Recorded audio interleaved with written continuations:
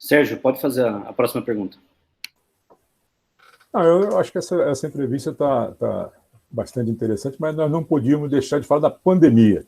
Né? Pandemia que já está aí com mais de 130 mil mortos no país. Né? Nós tivemos a gripe espanhola, que foi uma grande tragédia do país, matou 30 mil pessoas. Claro que a população era menor, mas a dimensão da tragédia é muito grande. Queria que você fizesse um balanço da atuação do presidente Bolsonaro nesse processo todo.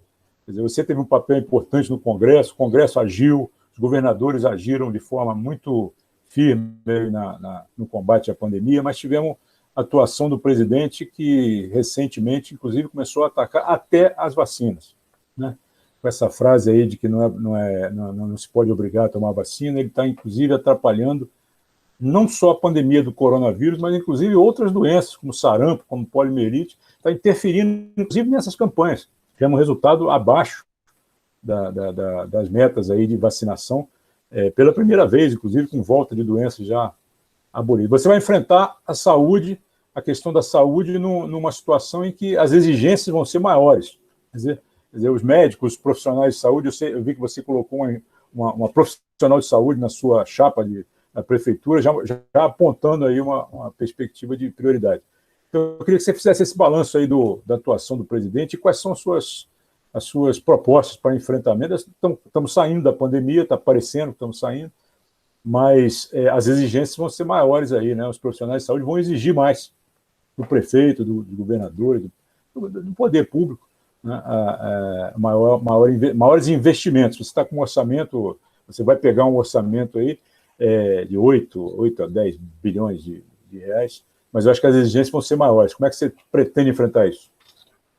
Primeiro que a atitude do presidente merece nosso repúdio, né? Nosso rechaço. Nós temos dito que a atitude dele é a atitude de um genocida. Porque, Sérgio, observe, se já passou de 130 mil os dados oficiais, num país com baixa testagem, com subnotificação, infelizmente, nós temos bastante óbitos que não estão contabilizados. Eu tenho para mim que, inclusive, a dimensão da tragédia vai ficar mais nítida quando nós contrastarmos a mortalidade vivida no Brasil no ano de 2020 em comparação com anos anteriores. Ali vai ficar mais nítido que o desastre do país ele é muito maior. E tem um responsável por isso, chama-se Jair Messias Bolsonaro. Ele é o principal responsável por nós perdermos dezenas de milhares de vidas. Quando nós falamos que ele é um genocida, é porque uma atitude diferente dele poderia ter poupado dezenas de milhares de vidas de brasileiros. É isso que é. Né? Não fosse, como você bem lembrou, prefeitos e governadores, e é importante que o trabalho que o Congresso Nacional fez foi importante porque, por exemplo, o SUS, que é um colosso do Brasil, o SUS, que é uma política de Estado que garante o atendimento universal ao conjunto da população brasileira, de temas como calendário vacinal até alta complexidade, o SUS ele iria explodir se não houvesse uma recomposição de orçamento feita pelo Congresso Nacional. Os trabalhadores, os servidores de saúde de municípios e estados não teriam renda, salários, se não houvesse uma recomposição de receita. Sobretudo porque a partir de maio e junho houve um declínio acentuadíssimo de receita de estados e municípios. E qual foi a nossa decisão? Recompor o orçamento de estados e municípios no nível de 2019. Essa foi a decisão nossa, estratégica, para garantir estabilidade orçamentária, para que estados e municípios pudessem operar, inclusive o sistema de saúde, o SUS, garantindo atendimento à população. Então, o Congresso acertou, prefeitos e governadores, na média, acertaram na condução de respeitar o distanciamento social, de investir no fortalecimento do SUS para que nós pudéssemos acolher a nossa população. Aqui em São Paulo, nós tivemos, sem perder de vista a responsabilidade principal do Bolsonaro, na minha impressão, aqui em São Paulo, houve muita vacilação por parte do governo estadual e municipal. Houve vacilação no tempo de instalação de hospitais de campanha, que eu considero um erro, porque em determinado momento você poderia ter sido mais incisivo no tratamento dessas pessoas. Houve vacilação no debate sobre abre ou não abre comércio. Em determinado momento, se tivesse havido um lockdown em São Paulo, poderia também ter tido um papel importante. Essa vacilação vai abrir tal dia. isso vai sinalizando de modo contraditório para a sociedade. O cara acha que está liberado para ir para a rua. Então, essa hesitação do governo, na minha opinião, foi um erro. Essa ideia de ter rodízio, no meio da confusão, inventaram um tal de rodízio diferente na cidade, empurrando trabalhadores para o transporte coletivo, sem aumentar a capacidade de transporte coletivo, de trem e de ônibus e metrô. E, sobretudo, eu considero que o erro foi uma atitude passiva do governo no enfrentamento da Covid.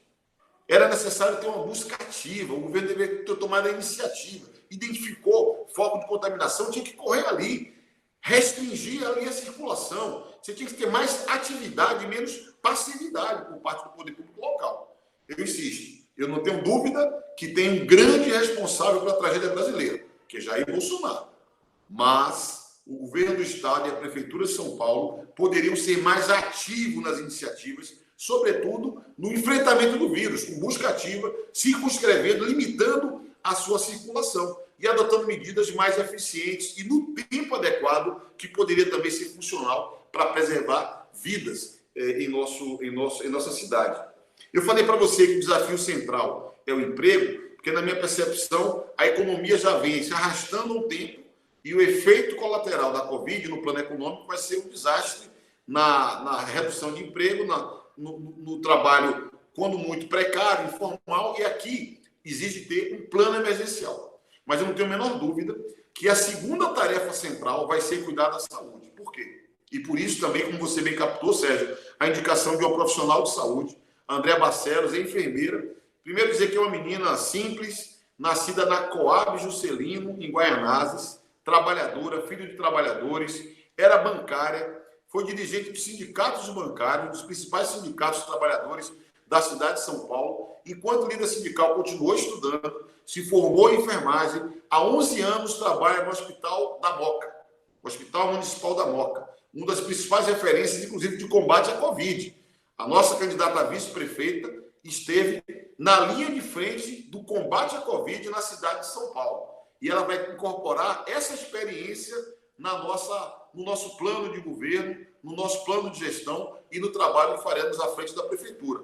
Uma trabalhadora com experiência sindical, que para nós é muito importante, a referência de luta dos trabalhadores, uma mulher emancipacionista, uma mulher feminista, que tem consciência da sua condição de mulher. Ela, inclusive, tem uma deficiência rara, que herdou do seu pai, que o seu filho herdou, o que faz com que ela tenha uma sensibilidade enorme para o tema de pessoas com deficiência, que é uma questão assim muito importante, porque atinge muitas pessoas. Todo mundo tem um parente, um vizinho que tem alguma deficiência. Esse é um tema que nós temos que dar mais visibilidade para garantir direitos a essa população. E um detalhe, ela é comunista e é evangélica. Ela é da Igreja Presbiteriana da Penha. Quem conhece a Penha, que é um bairro grande, importante da Zona Leste, que também é um diálogo importante com certos segmentos que tem uma expressão muito grande na sociedade paulistana. Então, resgatamos esse nome da Andréa para ser vice, também para sinalizar o peso que deve ter a educação. A principal tarefa nossa, Sérgio, é ampliar e fortalecer o Sistema Único de Saúde. Aliás, se teve um saldo desse desastre humanitário que nós estamos enfrentando, foi o relevo do SUS. Está claro para todo mundo.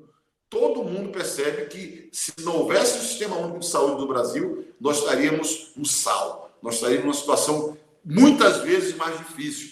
Então, como prefeito de São Paulo, eu tenho que fortalecer o SUS.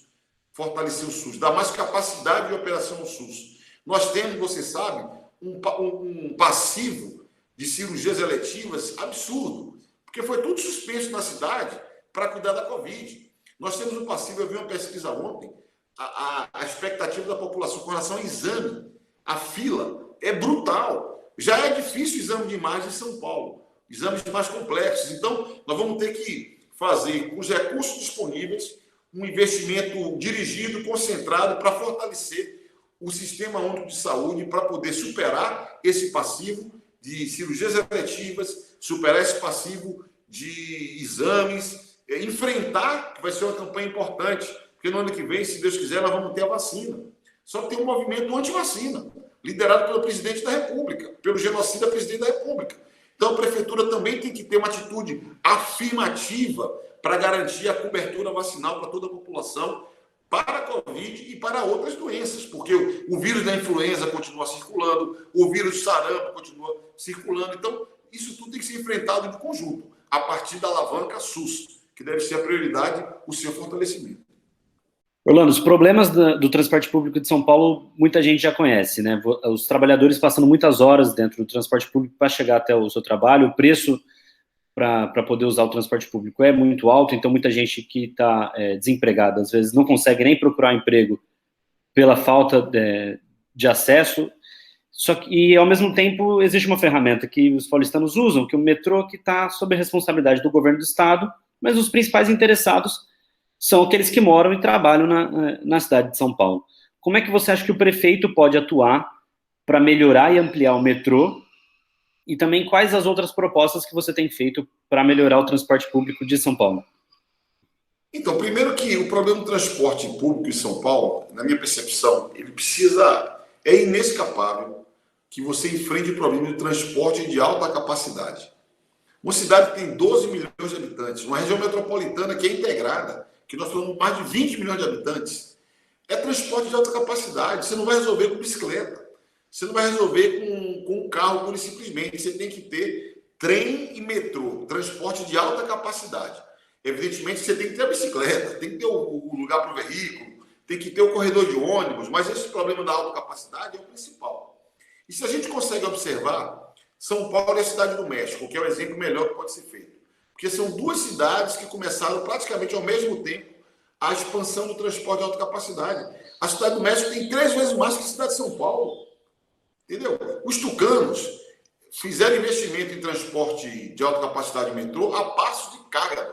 Esse que é o problema. Se você compara os governos antes do PSDB e o PSDB, você vê que os tucanos é a passo de cágado, e privatização, para não falar da roubalheira, da esculhambação total, que é esse processo último. Inclusive essas concessões que eles tentam fazer recentemente. Então, como que enfrenta isso? É um tema central da gestão da cidade, que deve ser objeto de diálogo com o governo federal e o governo estadual. Não dá para ser assim, esse é o problema do governo do estado. E aí você dá de ombros para isso, como se não interessasse ao prefeito.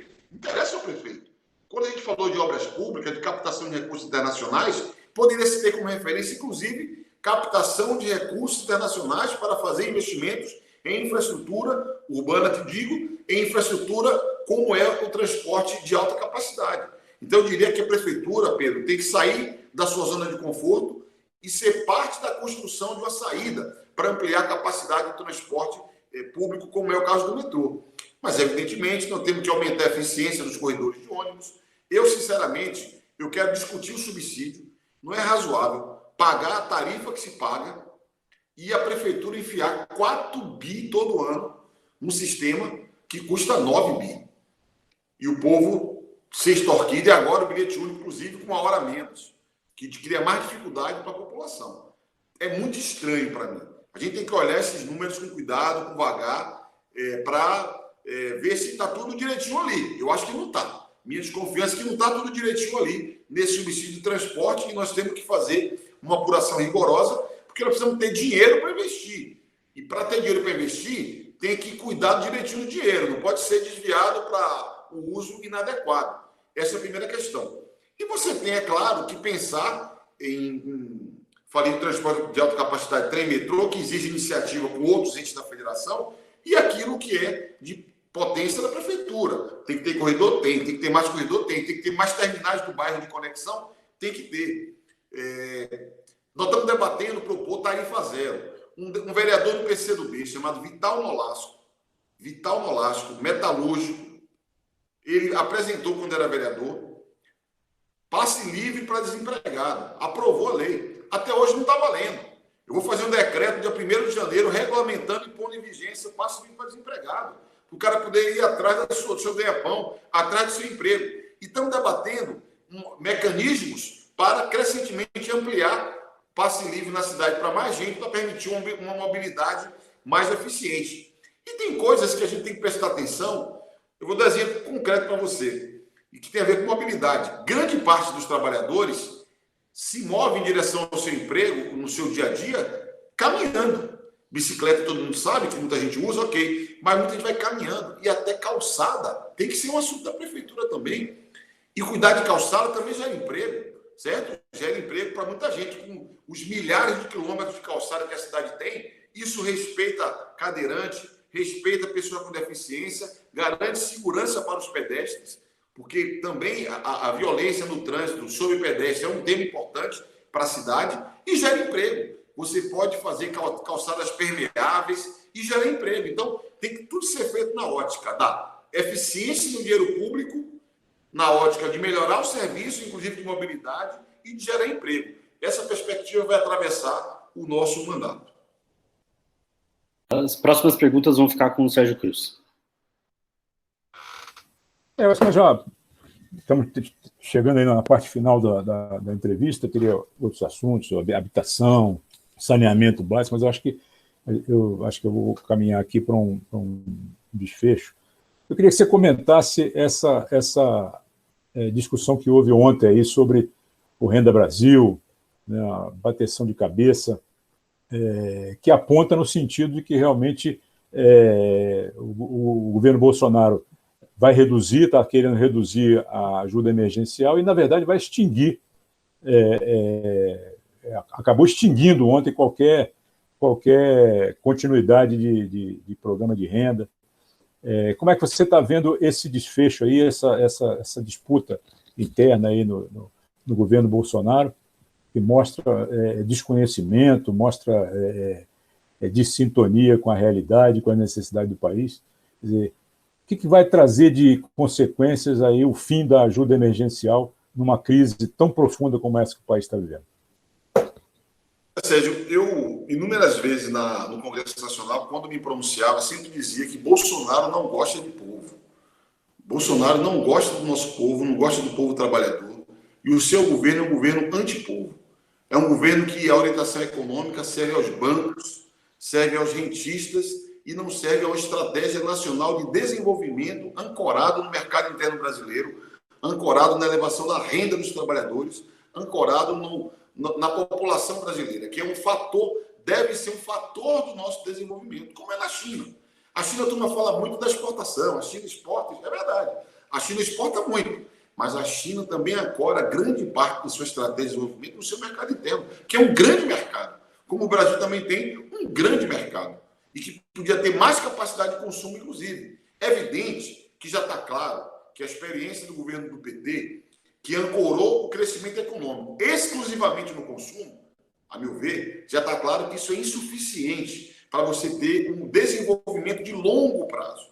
Se você não tiver desenvolvimento de infraestrutura, aperfeiçoamento da logística, investimento em ciência e tecnologia, qualificação do trabalho para aumentar a produtividade, há um conjunto de variáveis que você tem que pôr de pé para que haja um desenvolvimento sustentável. É evidente, a gente já viu isso. Né? Quando você ancora só no consumo, você nem educa as pessoas. As pessoas ficam por ali e tal, quem der primeiro ali, você vai atrás. Então, não pode ser só no consumo, mas o consumo é uma ferramenta também importante para o desenvolvimento. É inescapável que seja.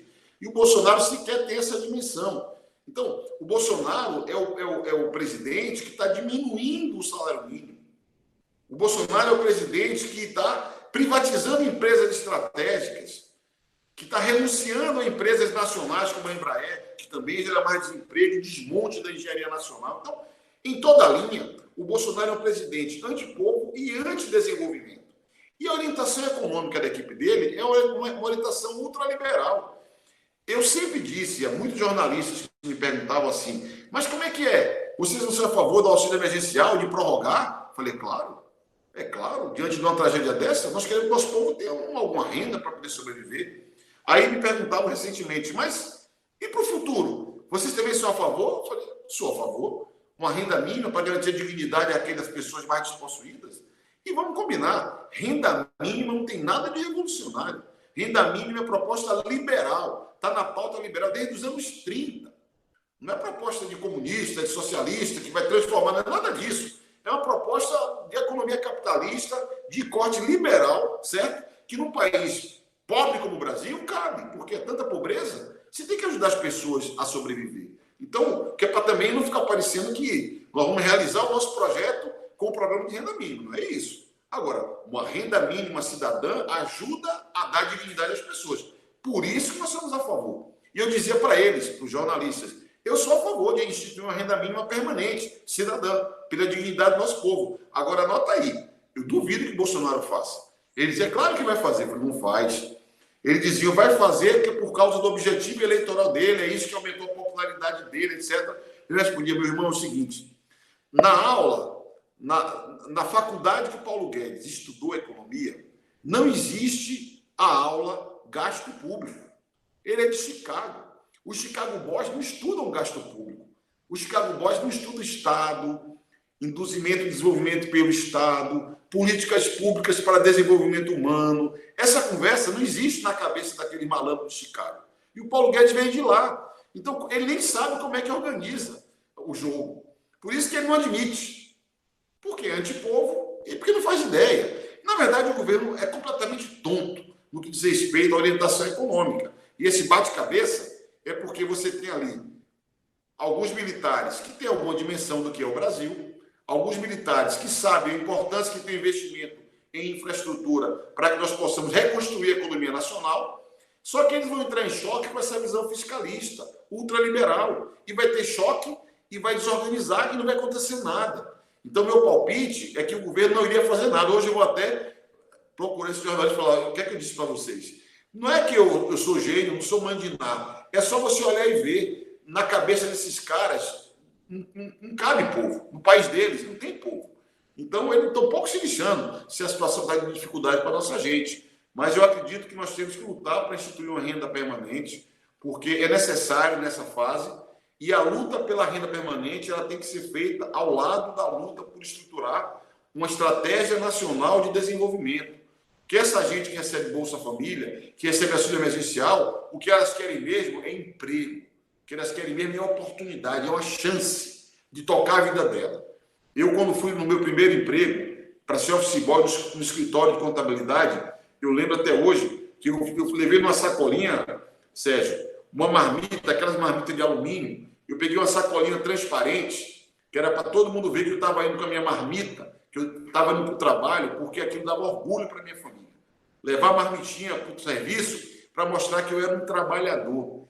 Esse é o orgulho que eu senti naquele dia, o sorriso da minha mãe, quando se despediu de mim, quando eu saí de casa. Eu ia ser office boy, tinha 13 anos. Não era um serviço assim, que eu me preparei muito para ser, mas o que importa? Era a dignidade, era o trabalho. Como diz o Gonzaguinha, né? O Pedro não deve conhecer, porque o Pedro é muito novo, mas o Sérgio deve lembrar do Gonzaguinha, filho de Luiz Gonzaga, que dizia, sem o seu trabalho, o homem não tem honra. Então, a honra do homem está no trabalho, e essa gente brasileira quer trabalho. Por isso, tem que ter uma estratégia de desenvolvimento para dar chance do nosso povo ser produtivo e ajudar o país a crescer. Então, hoje a gente ouviu o deputado federal e candidato do PCdoB para a Prefeitura de São Paulo, Orlando Silva. Orlando, queria agradecer de novo estar conversando aqui com a gente. Você está sempre presente no jornal, já é um contato que a gente sempre está fazendo, mas essa entrevista com você, como candidato, tem um cunho mais importante, assim. Obrigado mesmo. Eu que agradeço, Pedro, agradeço ao Sérgio, e eu estou muito feliz de poder vê-los, espero encontrá-los, tomar aquele cafezinho ali na cozinha da redação do HP sem demora. Um abraço a todos e até a próxima.